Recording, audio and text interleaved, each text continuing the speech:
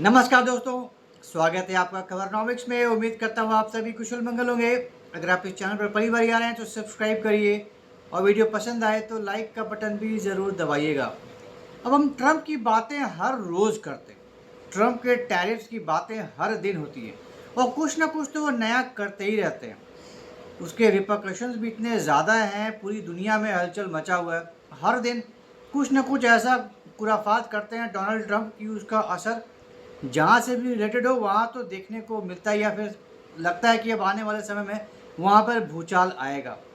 और भूचाल सिर्फ वहीं नहीं आएगा, भूचाल अमेरिका में भी आता है साथ साथ। तो ये भी जानी हुई बात है कि अगर आप उस कंट्री को पनिश कर रहे हैं टैरिफ से, तो उल्टा आप पर भी उसका बुरा असर होगा और आने वाले समय में आप भी इससे अछूते नहीं रहेंगे। ये जानी हुई बात है।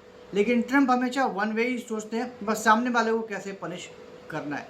अब इन टैरिफ से एक और बहुत बड़ा खतरा मंडरा रहा है, और वो खुद अमेरिका पे ही खतरा मंडरा रहा है, बहुत सीरियस खतरा मंडरा रहा है। और वो है अमेरिकन ऑटो इंडस्ट्री पे। जी हाँ, ऑटो इंडस्ट्री बहुत ही एडवांस, बहुत ही दुनिया में अग्रणी ऑटो इंडस्ट्री है अमेरिकन। बहुत बड़े बड़े ब्रांड्स हैं, बहुत बड़े बड़े चर्चित मॉडल्स हैं, दुनिया भर में मशहूर है। लेकिन इस टैरिफ वॉर ने इस सनकी टैरिफ की वजह से अमेरिकन ऑटो इंडस्ट्री पे बहुत बड़ा खतरा आ गया है। Japanese car makers, Japanese brand हम सब जानते हैं, एक से एक धांसू ज़बरदस्त, वर्ल्ड क्लास। टोयोटा और होंडा, एपिटोम ऑफ टेक्नोलॉजी, दुनिया की सबसे बेहतरीन गाड़ियाँ बनाती हैं दो कंपनियाँ। अमेरिका में भी बहुत बड़े बड़े इनके प्लांट्स हैं, बहुत मेजर तरीके से, बहुत ही बड़े पैमाने पर अमेरिका में प्रेजेंट हैं ये दोनों कंपनियाँ, होंडा और टोयोटा। तो होंडा और टोयोटा की जो जर्नी थी ये लेट 1970s से शुरू हुई। और होंडा ने अपना ओहायो प्लांट बनाया 1982 में, जब उन्होंने शुरुआत की अमेरिकन जर्नी। तो 1982 में उन्होंने ओहायो में अपना प्लांट बनाया, और टोयोटा ने केंटकी में 1988 में अपना प्लांट सेटअप किया। तो दो दो Japanese mega mega Japanese car manufacturers अब यूएस में आ चुकी थी, और यहाँ से एक नया स्ट्रेटेजिक पार्टनरशिप शुरू हुआ अमेरिका और जापान में। क्योंकि जब कोई नई नई कंपनी खोलती है, जब ये इस तरह की बड़ी एमएनसी जब आपके कंट्री में आके अपनी दुकान खोलती है, फैक्ट्री लगाती है, इसका बहुत बड़ा असर पड़ता है। बहुत बड़े पैमाने पर इसके अंजाम, इसके अच्छे परिणाम देखने को मिलते हैं। हज़ारों हज़ारों नौकरियां क्रिएट होती हैं।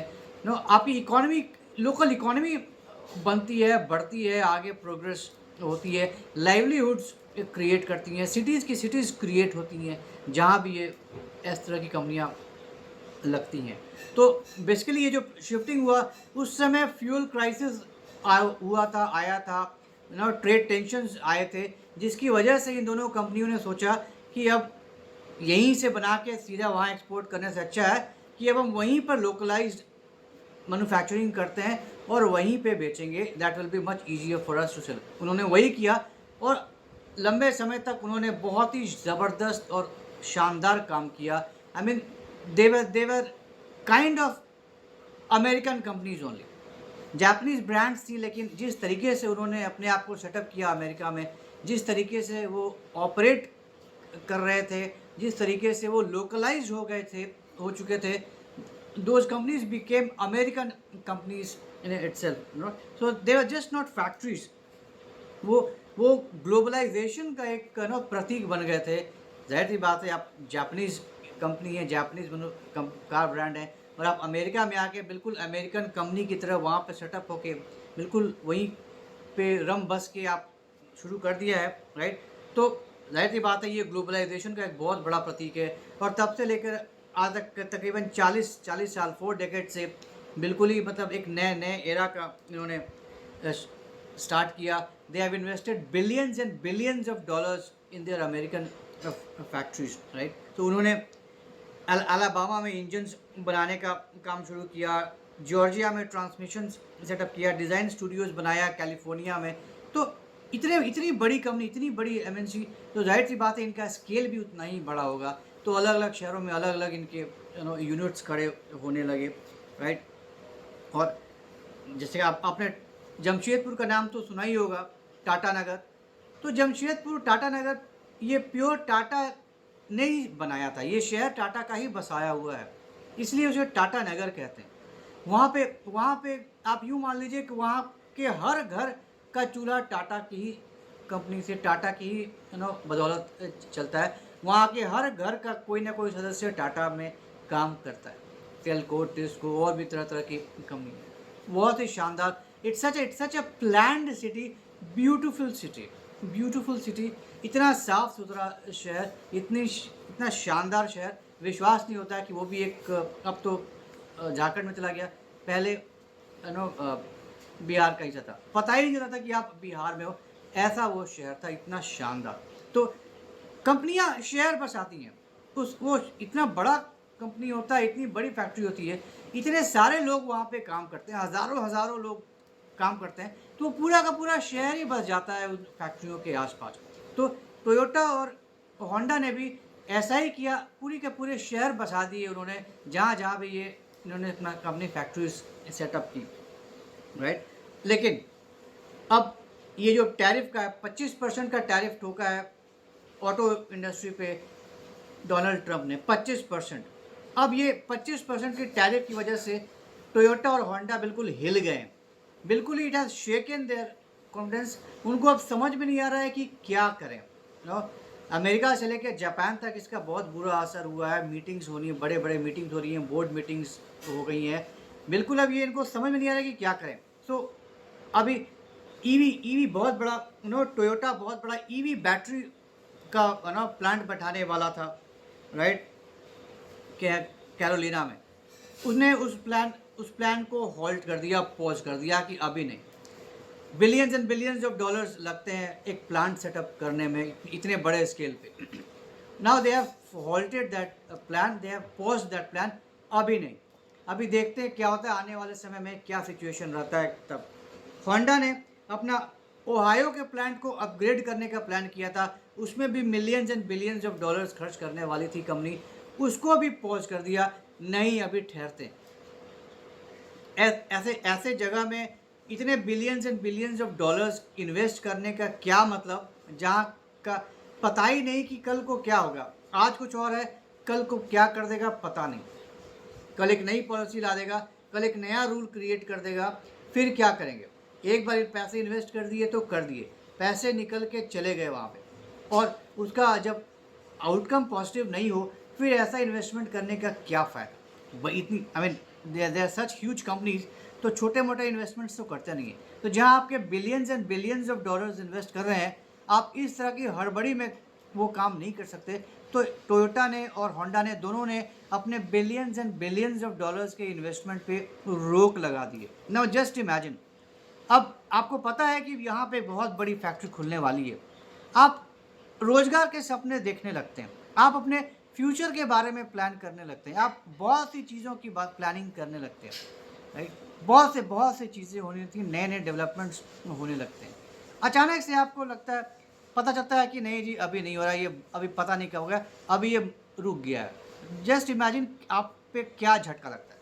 आप जॉब चेंज करने की सोच रहे थे, आप ट्रेनिंग कर रहे थे, आपने सुना कि आने वाला है अगले 1 साल में, 1.5 साल में शुरू होने वाला है, तो आपने अपने आप को उस तरीके से अपग्रेड करना शुरू कर दिया, अपनी काबिलियत को अपग्रेड करना शुरू कर दिया, ताकि मैं भी जब भी एक इनका हायरिंग शुरू हो, मैं भी अप्लाई करूँगा, ताकि मेरे भी हायर होने के चांसेस बढ़ जाएँ। और अचानक से आपको झटका लगता है कि जा, अब तो ये बन ही नहीं रहा है, अब तो ये फैक्ट्री नहीं लग रही है, अब क्या, मैं जो इतने सारे पैसे खर्च कर रहा हूँ पढ़ाई करने में, ये सारा का सारा बर्बाद, ये पढ़ाई मेरा कब काम आएगा पता नहीं। तो सब कुछ बिल्कुल लिम्बो में, बिल्कुल ही अटक गया, राइट। तो आप इन्वेस्टमेंट्स और भी बहुत सारे, और सिर्फ यही एक नहीं होता ना, जब वो कर रहा है तो आप टर्शरी इंडस्ट्रीज़ को भी प्रोमोट करते हैं, रियल एस्टेट डेवलप होता है, रियल एस्टेट उधर नए नए घर बनाएगा, अलग अलग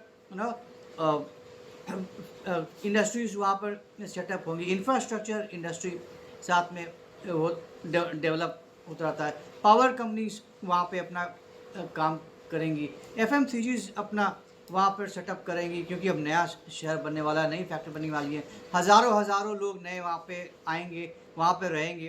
तो सिर्फ एक बड़ी कंपनी अपने इर्द गिर्द पूरा का पूरा इकोसिस्टम क्रिएट करती है, वो सब का सब धरा का धरा रह जाता है, सारा का सारा सत्यानाश हो जाता है।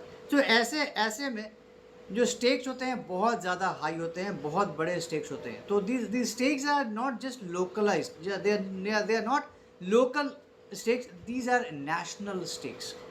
अब अब टोयोटा और होंडा ने अपने billions and billions of dollars का इन्वेस्टमेंट रोक दिया। अब अगर रोक दिया तो ये आपके फ्यूचर के लिए तो अच्छा नहीं है। अमेरिका में ये billions and billions of dollars तो नहीं आ रहे, तो आप जो सोच कर रहे हैं, जो आप नए नए कर रहे हैं, मैं टैरिफ लगा दूंगा तो ज़्यादा पैसा आएगा, टैरिफ से आपको पैसा आता है, लेकिन जो इन्वेस्टमेंट्स कर रहे हैं no, billions and billions of dollars, thousands and thousands of jobs create होने वाले थे, आपकी टर्शरी इंडस्ट्रीज डेवलप होने वाली थी, आपकी पूरी की पूरी इकोनॉमी उसके इर्द गिर्द चलती है, उसको आपने पूरा का पूरा सत्यानाश कर दिया, पूरा का पूरा वही कर दिया। तो लॉन्ग टर्म के लिए ये बहुत ही डिजास्टर्स है, ये फ्यूचर इन्वेस्टमेंट के लिए बहुत ख़तरनाक है ये चीज़। आपका रिलेशनशिप ख़राब होता है, आपके पास आप में कॉन्फिडेंस ख़त्म होता है इन्वेस्टर्स का, दूसरी कंट्रीज़ का। अब बताइए, ऐसे में अमेरिका और जापान के बीच में तो रिलेशंस ख़राब होंगे भाई। जापानीज़ फर्म्स इस तरह का डिसीजन ले रही हैं, वहाँ पे अपने एक्सपेंशन पे रोक लगा रही हैं। हो सकता है अब शायद अब कटौती भी होना शुरू हो जाए, ले ऑफ शुरू हो जाए, जो डीलरशिप्स हैं वो बंद हो जाएं, क्योंकि अब अगर आप टैरिफ लगा देंगे ना, जस्ट इमेजिन अगर कोई $40,000 की कोई एक एसयूवी खरीदने आ रहा है, एक अमेरिकन टोयोटा का, 25% टैरिफ लग गया, मतलब सीधा $10,000। अब वो 40,000 वाला गाड़ी अब $50,000 का मिलेगा, मजाक नहीं है।